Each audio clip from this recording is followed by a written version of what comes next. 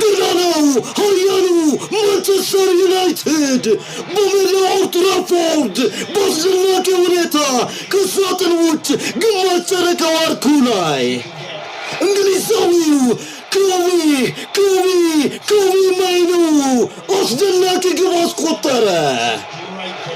ማንቸስተር ዩናይትድ በሁለተኛው አጋማሽ ሙሉ በሙሉ የጨዋታ ብልጫ ተወስዶበት ሁለት ግቦች ተቆጥረውበት 2-2 ቢሆንም ይህ ወጣቱ ፊርማውን እንኳ በትክክል ያልደረቀው ከሰሞኑ የ5 ዓመት ኮንትራትን የፈረመው ኮቢ